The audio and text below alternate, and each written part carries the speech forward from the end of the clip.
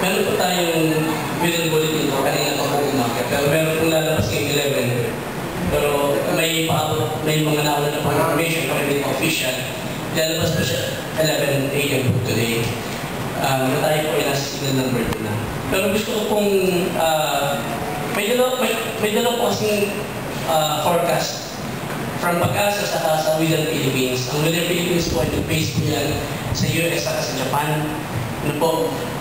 Pero po yung pong official po na pinalabas po ng Pag-asa, ang landfall po ay Wednesday morning. Ang landfall po. Yun po ang ina-expect ko natin mag-landfall. Kailan sa Quezon. Correct. Ngunyan po, ang Within Philippines po ay may panibagong, may ibang forecast na mag-landfall po siya Tuesday evening, pero po sa Camsor. Kasi Torena, Andaya, ay may kasama sa po, westward. Yun po yung pagkaiba. Yung pong, ang problema po, kung lalagpag po siya bukas ng gabi sa parting Camsor, mas pabor po sa atin kasi hina po yung bagyo. Pag tumama po sa lupa, medyo may distansya po sa atin. Pero po kung tama po ang forecast po ng Pag-asa dahil po yung official, ang possible storm surge po sa atin ay malaki ang tsansa. Kasi po hindi po siya maglalaro po sa atin, pero malapit po sa atin at dadaan po ng dagat. At yung ulan po from moderate to heavy. Dahil malaki po yung kanyang rebound. So yun po ang dalawang forecast po. Pero mas susundin po namin siguro yung official dahil yun po yung palabas ng Pag-asa. Pinalabas pa lang ng Pag-asa. Tingnan po natin ang forecast po ng Pag-asa, Hong Kong, Jeddah. Yung forecast po ng Pag-asa ang pinakamababa. So, ang tanong ko dyan, saan anong possible na day yung pinakamalapit ang center sa atin? Tuesday evening. Ano po? Ang landfall is Tuesday. Yes. Pero ibig sabihin yan, Tuesday, which is tomorrow. Tomorrow. Di ba? Which is tomorrow, ang pinakamalapit na mata niya ay nasa ating vicinity. Maybe in the morning or afternoon. Tama? Afternoon to evening. Ngayon dito po kasi, kung titingnan natin, pinakamalapit po talaga na sa atin ay Tuesday afternoon to evening. Magpalagay ko, hindi lamang yan. Dahil kung makikita mo yung anong yan, no? Kung makikita mo yung mapang yan, ang landfall niya sa Aurora would be during nighttime. So let us expect na siguro around 1 o'clock, yan ay nasa ating dagat. Kung ipapalo natin ang tama ba? Tama po. Tama. So we must now prepare na bukas ng expect natin, bukas ng umaga, no? So, how prepared are we? Actually po, ang DILG po ay from national, regional, down to municipal, hanggang barangay level. Nagpadala na po ng advisory context. So, in-encourage po natin lahat po ng barangay disaster reduction management committee or council na mag-meeting na po at prepare na po ng kanilang mitigation plan para po sa pagdating po ng bagyo. Kailan yun? Actually po, as soon as possible po, may advisory na po tayo na magtala po ng meeting.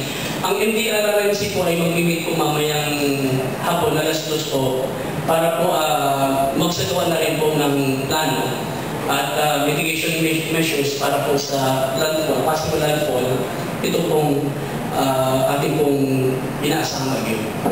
Okay. So this afternoon, 2 p.m., may meeting ang MDRRMO regarding sa preparedness natin sa darating na bagyo. Anong agencies pa ang nangitap natin sa? Except ang MDRRMC po kasi ay siya po yung council na may mga sectoral representation po at sila na po yung, after po siguro yung meeting, mapapalabas po ng mga dapat gawin. Ang isa pong recommendation na po natin, ipatigil mo na po yung ginagawa ng Canureco at dahil po sa laki ng, ano po niya, laki ng ribbon po niya, ay tinitingnan po natin na malaki po yung iuulan at pwedeng ma-wash out po yung ginagawa po dito po sa may likod po ng Canureco. Okay. Yan yung dahil river, no? At hindi lang yan, no? Ang bagesbas, no? Kasi mga... Meron po tayong yung bagesbas, gubat, kawitan. Yes. Yung community po doon ay handa po yun dahil po meron po tayong isinagawang training na pinanta po ng Asian Center for Disaster Preparedness na talagang meron na po silang pamamaraan ng pagbibigay ng warning, paglikas, hanggang sa paglikas po. So, sila po ay nakahanda po, ang komunidad po nakahanda. Ngayon po, ang gusto lang po natin mangyari po mamayang hapon ay magkaroon po ng isang consolidated na pagpaplano at pag-execute po ng plano with regards po dito po sa possible landfall. Kasi po, may bago pong binigay po sa ibig by interagency na forecasting. Kahit alimang pagtingnan po natin dito, malapit, kung hindi po maglandfall sa atin, pinakamalapit po sa dahil yun pong mata po ng bagyo. So, lahat po siguro ng measures ay kailangan po natin gawin para po maiwasan po yung mga malulubhang pangyayari. Yeah. Ano po, pagkama po nito sa atin. Okay. So, ang mga transportation natin, chainsaws, these are the part ng mga pangangailangan natin, no? Kasi yung chainsaw, as I have said, as I've been, yung sinasabi ko yung mga kalsada natin, ay puro mga wood, mga trees, no? Na in case na bumagsak to, magiging very inconvenient para sa mga emergency cases, no? Kaya siguro ang trucks tapos yung mga chainsaw ay talagang ready po tayo sa bawat barangay mga chainsaws. And ang mga sasakyan po natin, are we prepared enough para sa ating transportation for possible evacuation? Opo, mamaya po inventory po tayo ng ating mga sasakyan na pwedeng gamitin.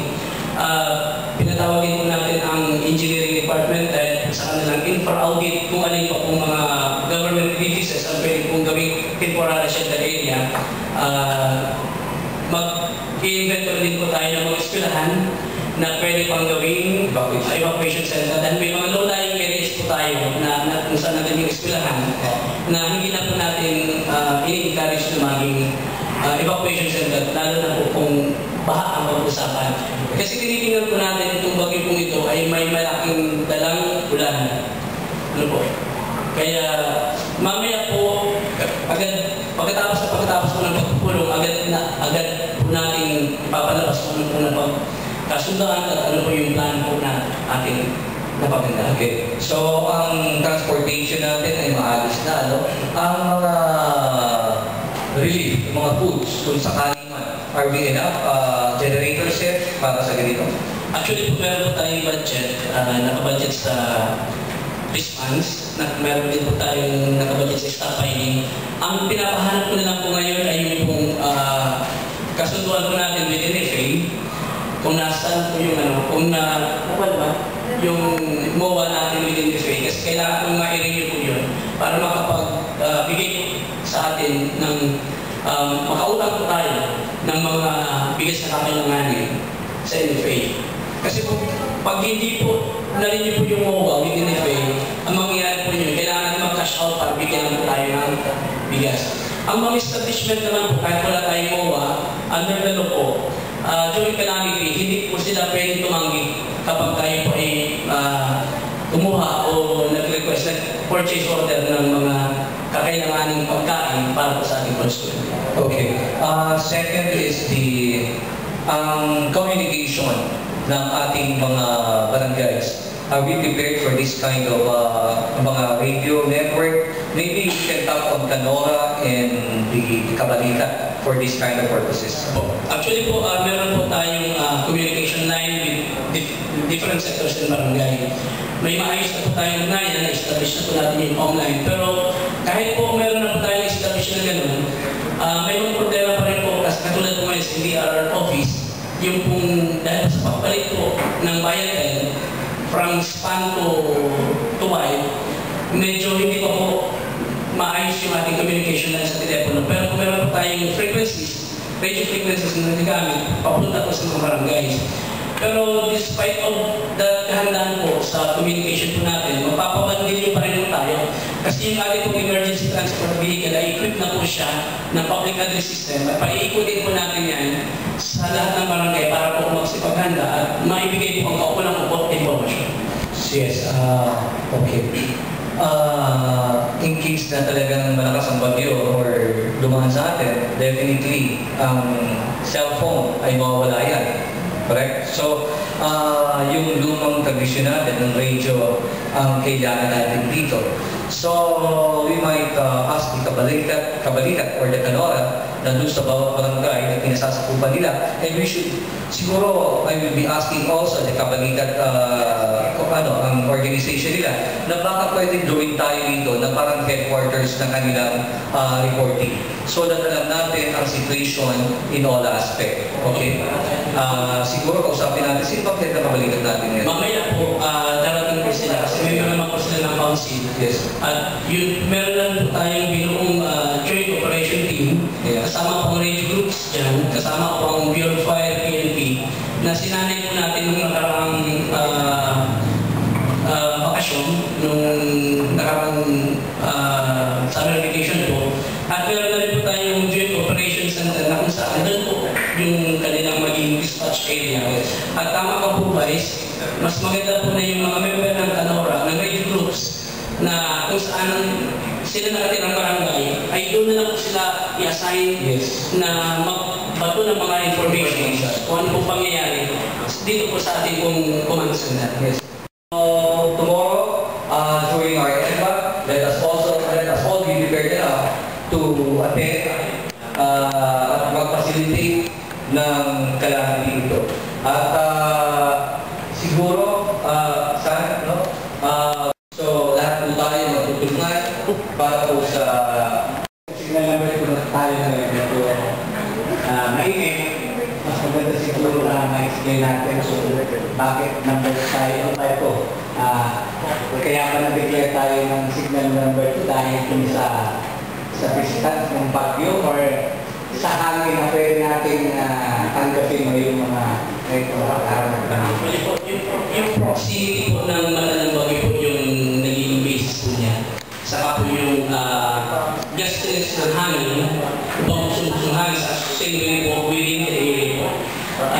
Kung hindi pa man po natin nararamdaman ito, pero sa susunod na oras po yung mararamdaman natin ito. Kasi yun po yung naging basis po ng pagdeklara po siya yung proximity po ng bagyo sa papalapit po sa atin kasi yun po. Yes. Diba sa science, kapag may ganito calamity, yung cold air and hot air ay nagkano. So parang condensation na talagang kaya yung mas-expect na dito sa land ay mainit. Pagdating ng bagyo, yun ang talaga. Parang nagbigay ng strength. Councilor Deluna.